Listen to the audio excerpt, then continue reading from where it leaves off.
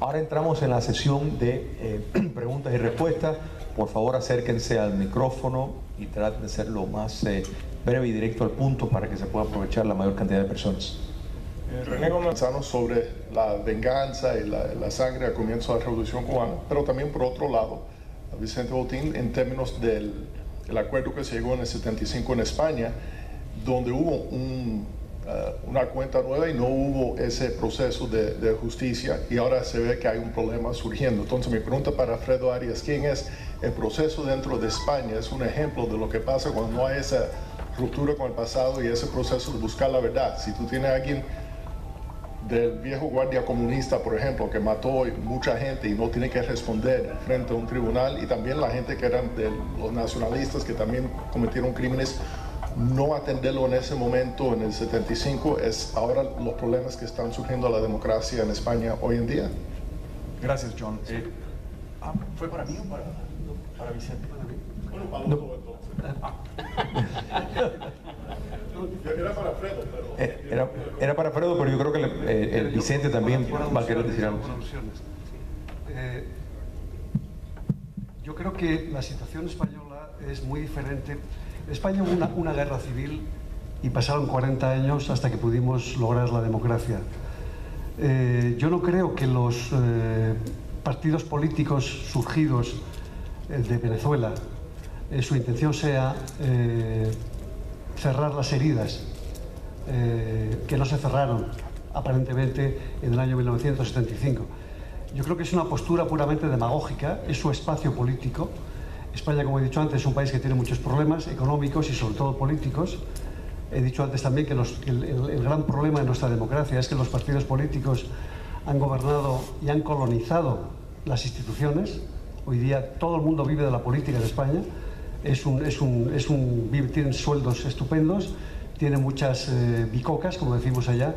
Y yo creo que estas personas han conseguido, no tienen nada que ver, son hijos de papá, son niños que han nacido en democracia y en libertad, y de repente han encontrado un caldo de cultivo para conseguir enamorar a la población, que había cerrado aquellas heridas en aquella época en que todos los partidos políticos, incluyendo el Partido Comunista, que tenía muchos cadáveres detrás, en la época del año 36, cuando Santiago Carrillo era director general de seguridad, abrieron las cárceles y fusilaron en paracaídas de Jarama a miles de personas.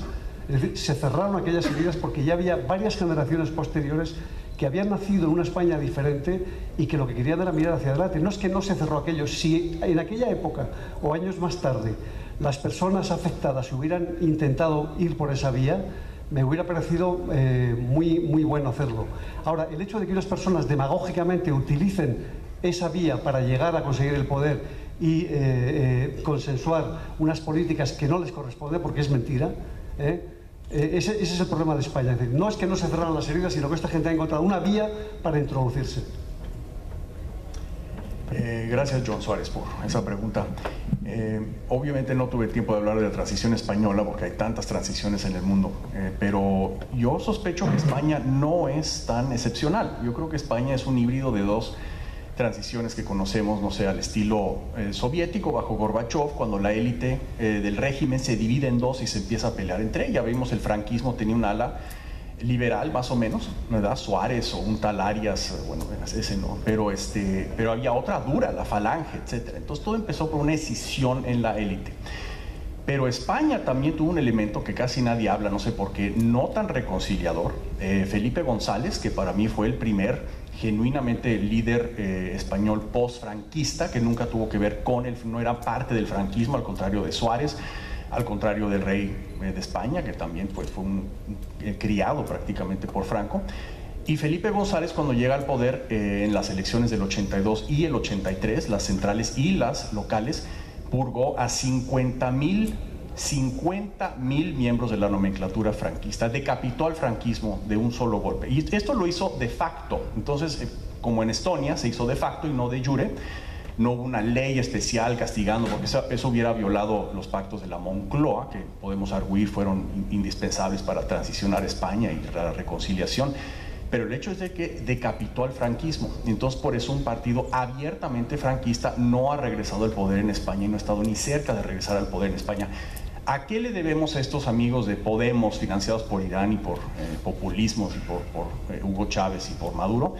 Yo creo que más bien fue el fracaso de los partidos españoles y no tanto lo que sucedió en la transición del 75 al 83.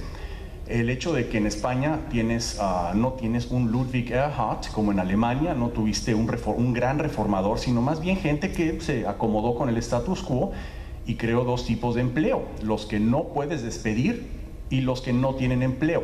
Entonces, obviamente, la gente ha reaccionado de una de dos formas: el populismo estilo chavista, que yo te voy a rescatar, que ya conocemos, y también otro partido que dijo: no, tenemos que hacer una ley laboral que no permita el 25% de desempleo, y ese otro se llama Ciudadanos, ¿no? Entonces, eso más bien se debe al fracaso de las personalidades y de los partidos, y no creo que del punto de partida de transición. Juan Antonio. Bueno, en primer lugar agradecer y felicitar al panel. Creo que todos y cada uno de ellos han hecho una excelente presentación, y hemos tenido incluso la presentación del video, que ha sido muy emocionante y muy palpable. O sea, ahí no hay teoría, ahí no hay una concepción académica, ahí hay el relato tal y cual fue de uno de los tantos atropellos de todos estos años.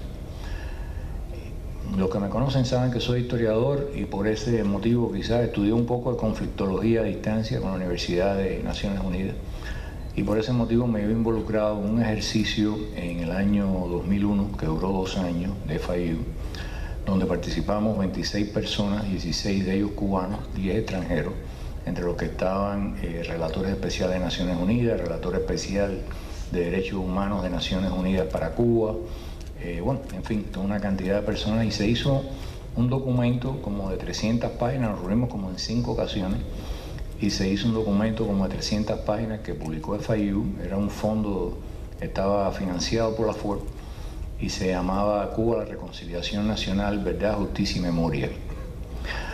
Y básicamente hay ciertos puntos que recuerdo. La primera cosa es que si no hay verdad, no se puede sellar el pasado. Hay que decir cuál fue la verdad. Si se da la verdad, después no podemos vivir utilizando la verdad para que no se pueda vivir en el futuro, sino hay que crear una nueva narrativa sobre la base de la verdad, que más allá de la justicia que se le aplique a los responsables directos de los actos, lo que se juzgue fundamentalmente sea el régimen que condujo a todos esos atropellos. Y a mí me llama la atención que está en una reunión de académicos, y hoy por la mañana o por la tarde, ya no sé, porque llevamos muchas horas aquí, oí un par de veces decir: no, porque hay gente que quiere un cambio de régimen. Por Dios, por supuesto que queremos un cambio de régimen, porque el régimen no es Raúl Castro, ni Fidel, ni el otro. El régimen es el sistema institucional, las normas, las tradiciones que se han impuesto, que representan esa monstruosidad.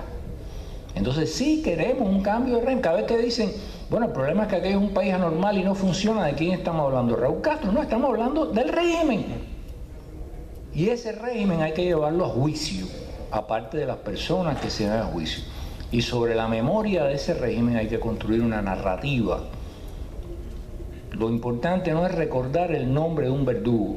Lo importante después que el verdugo pase por la justicia, sea retributiva o punitiva o lo que se acuerde, es que ese régimen y la justicia que se le aplique nunca más se olvide, para que haya un nunca más, para que no volvamos a repetir las mismas cosas.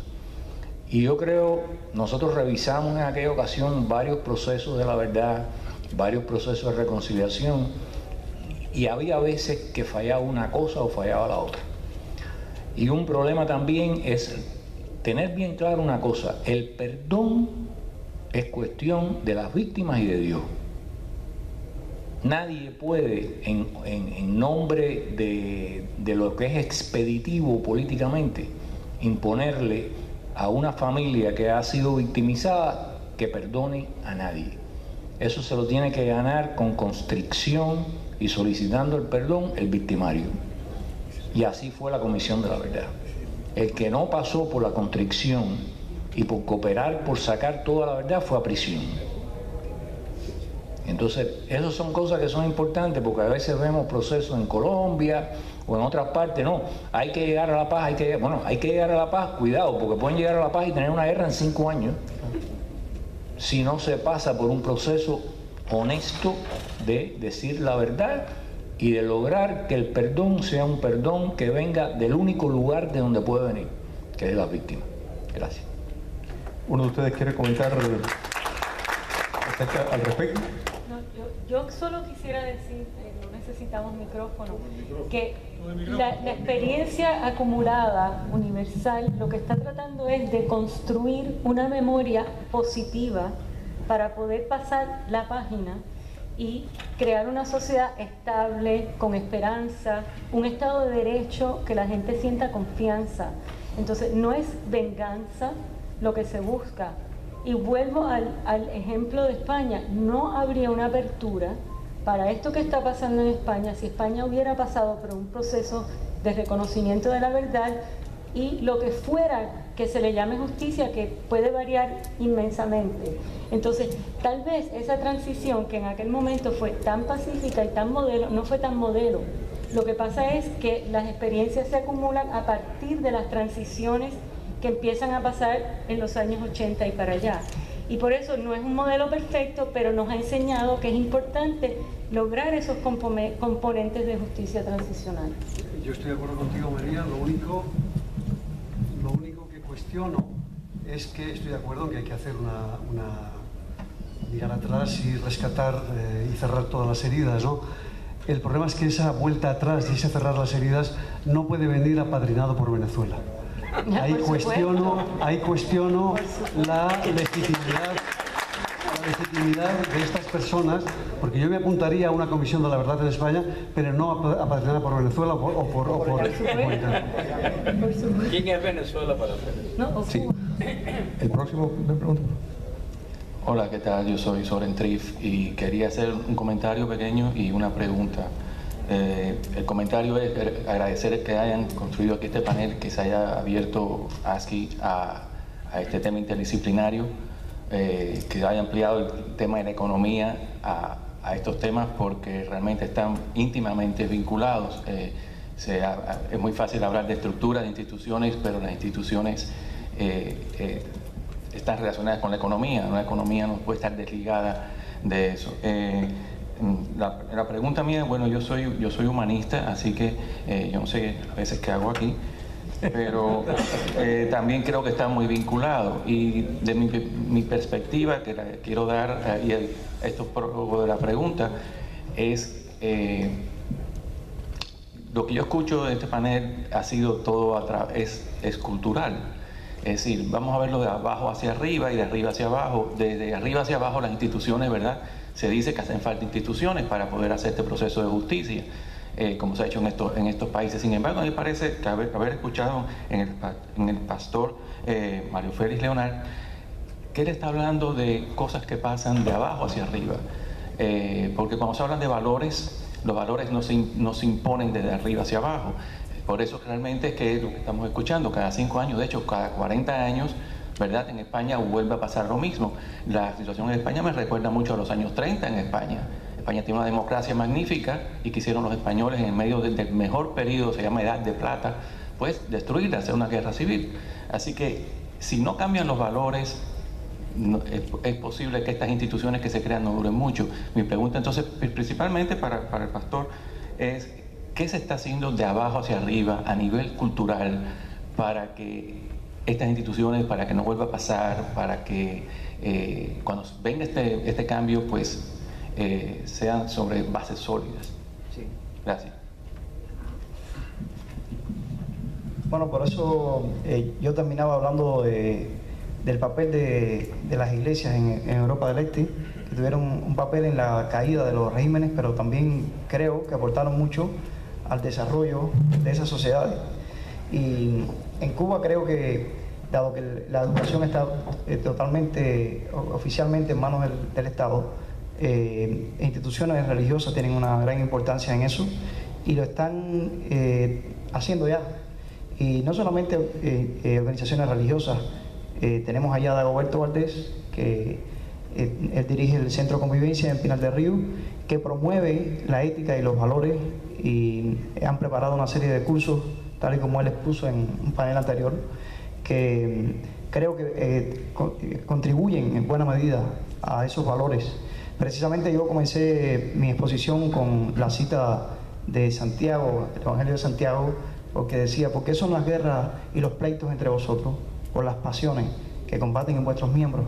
Y por esa razón yo creo, cuando hablamos de reconciliación, siempre pienso en reconciliación de una nación, que todos los individuos también tienen que tener una reconciliación consigo mismos, pero por supuesto eso es un trabajo enorme y que no podemos esperar al día de mañana, que hay que hacerlo ya, como usted dice, y que se está haciendo ya, yo creo que no con la necesidad que hay, que se necesita todavía más, pero esperemos que logremos que cuando llegue el momento, llegue el parto de la nueva nación, sea un parto donde los valores estén estados ya y no haya que empezar de cero. No vamos a empezar de cero porque ya empezamos ya. ¿Sí? Bueno, yo no soy especialista en el tema, pero quiero compartir una experiencia reciente, y es El Salvador. Como ustedes saben, hace 2 días creo que fue, la Corte Constitucional anunció que la amnistía había sido revocada. Yo hace 1 año y medio entrevisté a 2 de los magistrados de la Sala Constitucional de El Salvador. Y el problema, y creo que es interesante, y creo que ustedes los especialistas deben seguir el caso, porque el problema de El Salvador, primero que hay un paralelo con Cuba. Está el frente y está la oposición, no exactamente, ¿no? Pero también hubo una comisión o el equivalente de una comisión de la verdad, pero no hubo justicia.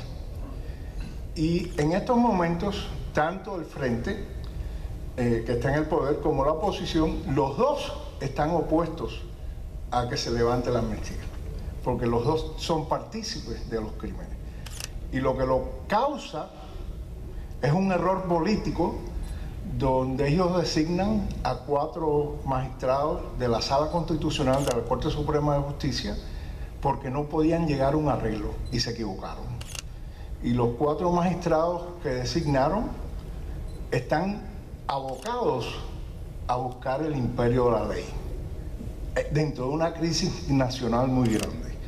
O sea, que ellos no hacen, esto es parte de una movida mucho más grande para establecer el imperio de la ley en El Salvador. Y lo interesante, como le digo, les sugiero que lo sigan de cerca, que los 2 partidos mayoritarios se oponen a la revocación de la amnistía. Muchas gracias por ese comentario, porque básicamente, y es muy importante y me alegro que lo haya tocado, hay una diferencia entre lo que es una comisión de la verdad y la justicia tradicional. La comisión de la verdad no tiene peso jurídico. Yo quisiera que ustedes comentaran acerca de eso. Sí, yo quería expresar, porque yo la noticia la seguí e incluso la comenté, y es algo que... Por eso yo separé, cuando yo hacía mi exposición, el tema de las transiciones en América Latina, de lo que ha sucedido en Europa, incluso con la española. El ejemplo que acaba usted de señalar lo relaciono con la expresión que empleaba nuestro amigo acá cuando decía que sí, pero que se haga, pero que no venga Chávez a hacerlo. Es lo mismo. O sea, si permitimos ahora, que es lo que estamos viendo en países como Venezuela, o en países como Ecuador, o en países como Bolivia, que entonces el revanchismo político, la extrema izquierda, dirigida por Cuba además, ha tomado el poder supuestamente utilizando las estructuras democráticas para después llegar con un hacha a desmantelar las democracias.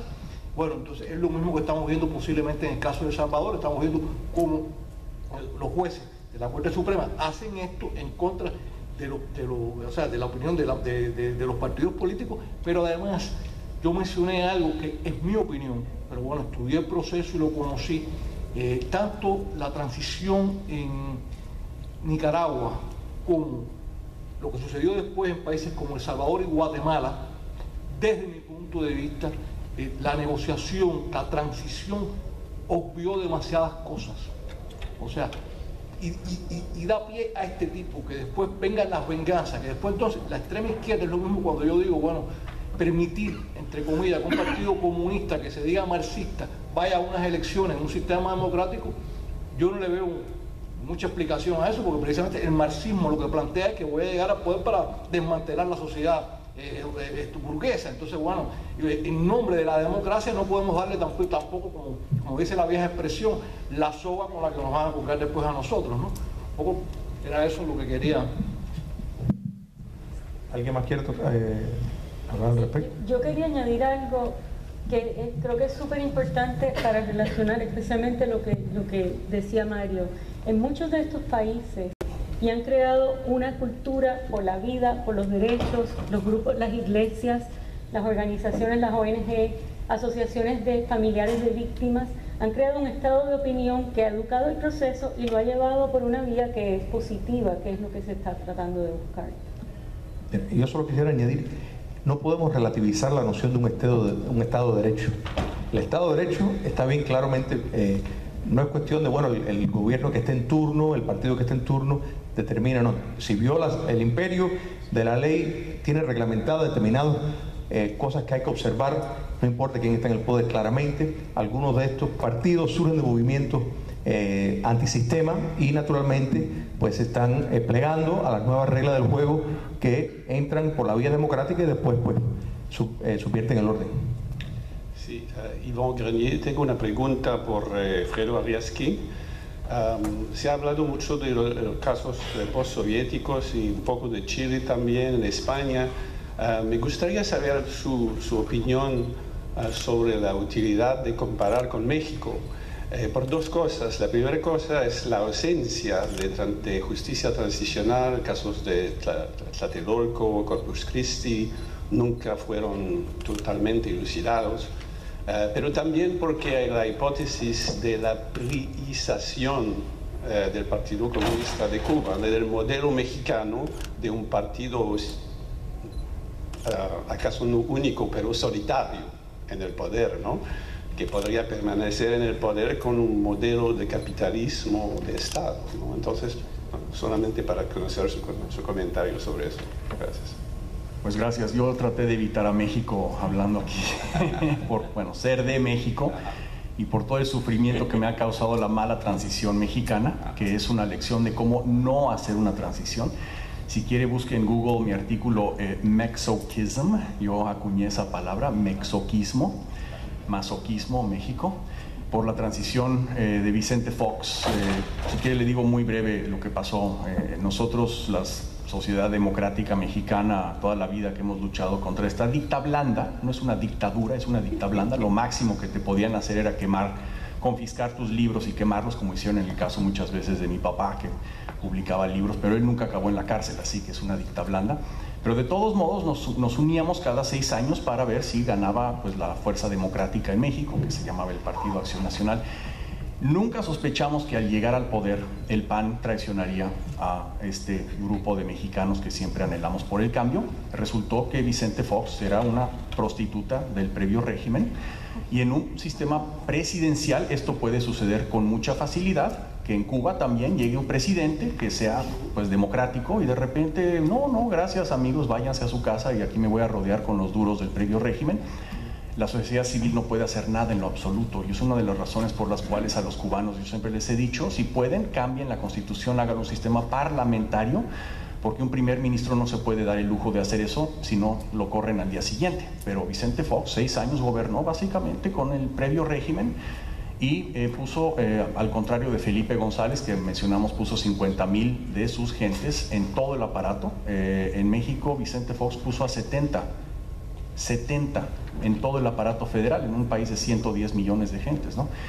Entonces el mexoquismo, pues México ha crecido muy poco desde entonces, no ha tenido justicia, ha tenido todo tipo de malestares. La democracia ha estado 2 o 3 veces a punto de fracasar totalmente en México. Hemos tenido, pues si piensan que Podemos recibió dinero de Venezuela, pues en México también, nuestra izquierda dura, local, que nunca evolucionó a una izquierda democrática, socialdemocrática, como en algunos países exitosos de Europa del Este, como en Chequia. Por cierto, los socialdemócratas apoyan a los disidentes cubanos. Eso es una excelente, digamos, señal de que han evolucionado. En México no, en México todavía defienden a Fidel Castro, etc. Entonces México es un malestar, no es un país. Esto va a ser la última pregunta. Sí, Yaileni Muley, para el caso de María, qué tan sensibilizado puede estar la parte del gobierno norteamericano que está participando en el proceso de restablecimiento de las relaciones entre Cuba y Estados Unidos con este tema de justicia transicional. Porque por lo menos lo que se nos ha transmitido a nosotros desde la prensa cubana y el mensaje que transmitió Obama con su visita a Cuba fue: hay que olvidar de cierta forma gran parte del pasado y debemos pensar más en construir el futuro. Es decir, hago la pregunta más bien porque lo que se nos está transmitiendo es que se quiere eso, tratar de olvidar y quizás tratar de resolver un problema medular, que es el tema de la expropiación de algunos temas. Y para el caso de Enrique García, cuando nosotros valoramos escenarios futuros de Cuba desde el punto de vista político, siempre se dice que un escenario perfectamente puede ser el establecimiento de oligarcas cubanos, al estilo oligarcas rusos, que provienen precisamente de los aparatos de seguridad. O cuando se visualiza ese escenario futuro de Cuba, uno de estos escenarios fundamentales es que, independientemente que ya no esté Raúl o que no esté Fidel, puede existir o seguirse manteniendo el sistema tal y cual está en estos momentos, porque el aparato de seguridad lo garantizaría. Es decir, ¿cuál es su opinión en ese sentido? ¿Realmente puede el propio aparato de seguridad cambiar en Cuba o seguirse manteniendo con la fuerza que pueda tener hacia el futuro? Enrique y María, los dos. Sí, tú primero, la otra. No, yo, o sea, sí, se escucha por ahí todo tipo de conversación, o en realidad no es una conversación, son, como dicen en inglés, soundbites sobre la reconciliación o pasar la página. Curiosamente, Obama dice eso en Cuba y se va para Argentina y dice todo lo contrario. Exacto. Entonces, lo que hay que tomar en cuenta es que cualquier proceso de transición, y en este caso el día que ojalá llegue a Cuba, debe ser entre los cubanos, y que la comunidad internacional, los actores internacionales, etcétera, pueden apoyar un proceso que escojan los cubanos.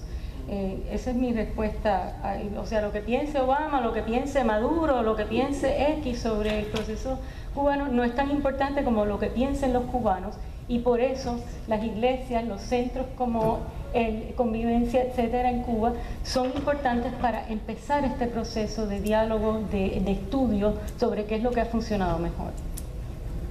Sí, o sea, yendo a este punto, lo que tú planteas es algo, por ejemplo, que yo expresé no ahora, hace 28 años, cuando yo llegué a este país, lo conversé más a una oportunidad.